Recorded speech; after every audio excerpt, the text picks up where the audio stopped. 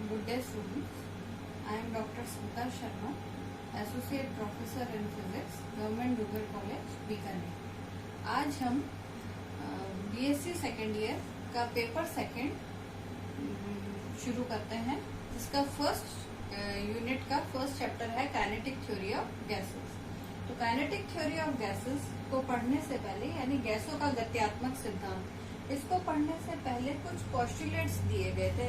हर एक थ्योरी को प्रोसीड करने के लिए उसके अंदर जो नियम है, किन नियमों को वो फॉलो करते हुए लिखी गई है, उसके लिए कुछ आधार मूल संकल्पनाएं दी जाती हैं। तो इसकी पोस्टुलेट्स क्या क्या हैं वो हमने पूर्व में छोटी क्लासेस में पढ़ रखे हैं, लेकिन हम उसको दोबारा एक बार दोहराएंगे कि जो गैस के अंदर जो स्मॉलेस्ट यूनिट मानी जाती है वो एक अणु माना जाता है। तो कि गैस जो है वो अणुओं से मिलकर बनी है। प्रत्येक अणु का भार जो है वो समान होगा। सारे अणु गोलाकार होंगे और अणुओं का स्वयं का जो आयतन है वो गैस के द्वारा घेरे गए आयतन के मुकाबले नगण्य होता है। और क्या माना गया था कि उनमें जो टक्कर होती है उनके बीच में कोई अंतर आणविक बल कार्य नहीं करता और उनके बीच में लगातार वो, क्योंकि सभी संभव दिशाओं में वो गति करते रहते हैं, तो उनके मध्य टक्कर होती है और वो टक्कर पूर्णतः प्रत्यास्थ टक्कर होती है, यानी उसमें संवेग भी संरक्षित रहता है और ऊर्जा भी संरक्षित रहती है। तो ये सारी जो है वो हमारी इसके पोस्टुलेट्स कहलाते हैं।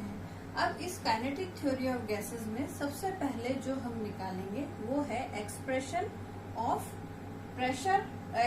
For pressure of an ideal gas. किसी आदर्श गैस के लिए दाब का व्यंजक हम निकालेंगे। इसके लिए हम क्या लेंगे, सबसे पहले हम ये मान लेते हैं कि एक आपने घनाकार बर्तन ले लिया, घनाकार है जिसकी लंबाई जो है वो L है। अब उसके अंदर गैस भरी हुई है। उस गैस का जो कुल द्रव्यमान है वो m है और उसमें जो अणुओं की संख्या है वो स्मॉल n है। एक चीज और हमने मान ली कि जो प्रत्येक अणु जो भी इसमें उपस्थित है उन अणुओं का द्रव्यमान स्मॉल m है और जो ये जितने भी अणु हैं ये इस बर्तन के अंदर सभी संभव दिशाओं में गति कर रहे हैं। ये प्रारंभ में हमने मान लिया। अब ये जो अणु है ये गति करते हुए पात्र की दीवारों पे दाब लगाते हैं। हम उस दाब का मान निकालेंगे, उसको फॉर्मूला डेरिवेशन करते हैं। तो हम इसके लिए सरलता के लिए हम उन सारे अणुओं में से किसी एक अणु को चुन लेते हैं। मान लो वो अणु M है। अब ये M अणु जो है ये प्रथम अणु है और ये माना इसका जो वेग है वो C1 है। C1 कोई भी दिशा हो सकती है, उस दिशा में ये C1 वेग से गति कर रहा है। अगर हम C1 वेग के 3 घटक कर दें, क्योंकि वेग एक सदिश राशि, हम x, y, z में घटक कर दें, तो माना उसका x दिशा में उसका घटक U1 है, y दिशा में उसका घटक V1 है और Z दिशा में उसका घटक W1 है। ये हमने सपोज कर लिया। और हम थोड़ा सा इसको सरल बनाने के लिए हम ये मान लेते हैं प्रारंभ में जो ये अणु है वो केवल X दिशा की ओर गमन कर रहा है। अगर X दिशा की ओर गमन कर रहा है तो इसका मतलब इसका जो वेग है वो हम U1 ले सकते हैं। अब हम क्या इसमें देखेंगे कि जब ये अणु X दिशा में चलता है, चलते चलते वो इस पात्र की दीवार के नजदीक आता है, उससे टक्कर करने के पश्चात वो वापस लौट जाता है। फिर लौटने के पश्चात वो वापस इस वाली पात्र की इस वाली दीवार पे आता है, यहाँ टक्कर करता है और पुनः लौटता है। और ये प्रक्रिया अगर X दिशा में ही वो गमन कर रहा है तो ये चलती रहती है। तो इस कारण से जब वो इस पर टकराता है और वापस लौटता है तो उसके संवेग में परिवर्तन होता है। तो हम सबसे पहले संवेग में परिवर्तन यानी चेंज इन मोमेंटम निकालेंगे। हमें मालूम है कि वो U1 वेग से चल रहा है और उसका द्रव्यमान m है। तो प्रारंभिक संवेग जो है वो mu1 होगा और टकराने के पश्चात वो, क्योंकि उसकी संवेग तो वही रहता है, लेकिन उसकी दिशा बदल जाती है। तो चेंज इन मोमेंटम क्या हो जाएगा, एम डीपी बराबर mu1 माइनस ऑफ mu1, क्योंकि दिशा बदल गई, माइनस mu1। तो कुल संवेग में परिवर्तन कितना आ गया, 2mu1। अब देखो, जब वो यहाँ से टक्कर करता है उसके बाद वो पूरा डिस्टेंस सीधा चलता है और दोबारा यहाँ टक्कर मारता है। तो इतनी देर में उसने कितनी दूरी तय करी, L करी। उसके बाद वो पुनः वापस टकराने के पश्चात यहाँ आता है, दोबारा टकराता है, तब तक उसने दूरी कितनी तय की, 2L। तो दो क्रमागत टक्करों के मध्य जो समय अंतराल है वो कितना हो गया, समय अंतराल होगा हमारा, समय होगा डिस्टेंस अपॉन वेलोसिटी, दूरी बटा वेग। तो दूरी उसने कितनी तय कर ली, L प्लस L यानी 2L अपॉन u1। तो ये हमारा समय अंतराल हो गया। अब इन दोनों की मदद से हम निकालेंगे संवेग में परिवर्तन की दर। हमें मालूम है संवेग में परिवर्तन की दर हम dp/dt कहते हैं, that is rate of change momentum. तो हम ये dp/dt इन दोनों मानों से निकाल सकते हैं। तो आपका dp/dt कितना हो जाएगा, वो हो जाएगा सिंप्लीफाई करने के बाद mu1² अपॉन L।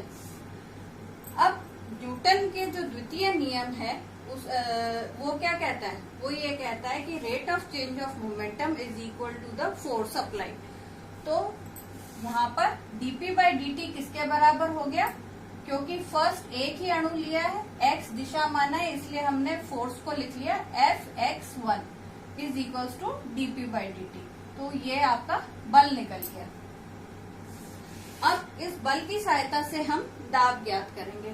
तो दाब भी अपन ने लिख लिया Px1, वो कितना होता है, बल बटा क्षेत्रफल, फोर्स पर यूनिट एरिया। तो फोर्स तो हमने लिख लिया mu1² अपॉन L, और एरिया क्योंकि ये क्यूबिकल बॉक्स लिया है हमने, घनाकार लिया है बॉक्स, इसलिए आ जाएगा 1/L²। तो आपके पास दाब का जो मान है इस एक अणु के लिए जो केवल x दिशा में गमन कर रहा है, उसका दाब का मान आ गया mu1² अपॉन L³। इसी प्रकार अगर हम ये मान ले कि अब वो केवल y दिशा में चल रहा है और इसी प्रकार से सॉल्व करें तो आपके Py1 निकल जाएगा, वो कितना हो जाएगा mv1² अपॉन L³। ऐसे z दिशा में mw1² अपॉन L³ निकल जाएगा। तो ये तीनों दिशाओं में हमने इस एक प्रत्येक अणु के एक सिंगल अणु का दाब निकाल लिया। लेकिन गैस में तो n अणु मौजूद है, तो n अणु मौजूद है तो कुल x दिशा में जो दाब का मान है वो किसके बराबर होगा, पहले अणु, दूसरे अणु, तीसरे अणु, ऐसे ही nth अणु तक जो दाब लग रहा है उसके योग के बराबर होगा। तो अगर हम सारी वैल्यूज रखें तो m/L³ तो आपका कॉमन निकल जाएगा। ऐसे पहले के कारण x दिशा में u1, दूसरे के कारण u2, इस प्रकार से सारे वेगों का गुणा हो जाएगा। अगर हम इनको गुणा कर फॉर्म में लिखें तो वो समीशन m/L³ समीशन u² के बराबर हो गया। इसी प्रकार y दिशा में अगर हम सिंप्लीफाई करेंगे तो m summation v² upon L³ हो जाएगा। ऐसे ही pz m summation w² upon L³ के बराबर हो जाएगा। तो अब हमने क्या करा, सारे n अणुओं के कारण x दिशा में जो दाब है वो इतना है, y में इतना है, z में इतना है, ये निकाल लिया।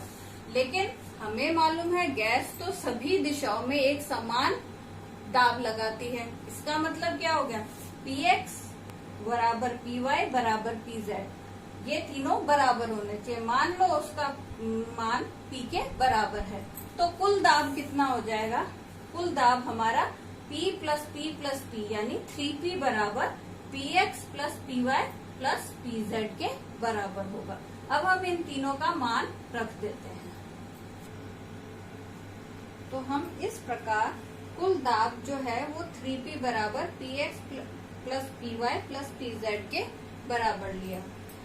अगर हम तीनों का मान रख दें तो हमारे 3p का मान कुछ इस प्रकार से आ जाएगा। इससे p का मान 1/3 m अब देखिए इसके अंदर हमने क्या करा है, u² plus v² plus w²। इसको हमने, क्योंकि हमने इसका जो वेग था किसी भी संभव दिशा में c माना था, तो c² जो है वो u² plus v² plus w² के बराबर होता है। उसकी जगह हमने c² लिख दिया। ऊपर और नीचे दोनों ही जगह स्मॉल n से गुणा कर दिया। साथ ही l³ जो है वो क्या है, इस बर्तन का आयतन, क्योंकि घनाकार बर्तन है, पात्र है, तो यहाँ पर मैंने v लिख दिया। इस प्रकार से p का जो मान है वो हो गया 1/3 mn/v समीशन c²/n। अगर हम इसको इकट्ठा करें तो ये हम इसको लिख सकते हैं c² के बराबर। तो अगर c² इसको लिखें तो आपकी p की एक्सप्रेशन आ गई। p जो दाब का व्यंजक है वो क्या आ गया, 1/3 mn/v c²। अब यहाँ c² क्या है, वेग वर्ग माध्य, मीन स्क्वायर वेलोसिटी, यानी सारे जो वेलोसिटीज हैं उनका स्क्वायर करके उसका मीन निकाला है, वो हमारा c² के बराबर है। तो ये हमारा किसी पात्र के अंदर भरी हुई गैस का दाब का व्यंजक हमने प्राप्त कर लिया। अब हम इसको विभिन्न रूपों में भी लिख सकते हैं। जैसे हम जानते हैं कि गैस का द्रव्यमान जो है, हमने प्रारंभ में कैपिटल M माना था कुल गैस का द्रव्यमान, तो वो किसके बराबर होगा, क्योंकि n अणु है और प्रत्येक अणु का द्रव्यमान m है, तो कैपिटल M इंटू n के बराबर होगा। तो हम यहाँ इसकी जगह कैपिटल M भी लिख सकते हैं। तो आपका ये फॉर्म भी आ जाता है एक दाब का। m/v क्या होता है, द्रव्यमान बटे आयतन, हमेशा घनत्व के बराबर होता है, तो हम उसको रो लिख सकते हैं, जहाँ रो गैस का घनत्व है। तो एक और एक्सप्रेशन बन गई हमारी 1/3 रो c² के बराबर।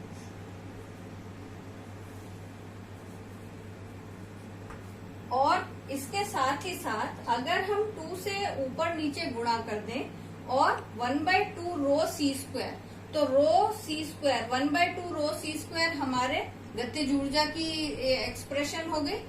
तो इसकी जगह हम गतिज ऊर्जा E लिख दें, तो आपके पास एक दाब और ऊर्जा के बीच में संबंध आ जाता है, P बराबर 2/3 E। अब ये हमने दाब का व्यंजक पढ़ा है। अब इस दाब के व्यंजक की सहायता से हम गैसों के विभिन्न जो नियम हैं उनकी व्याख्या करेंगे अगले लेक्चर में।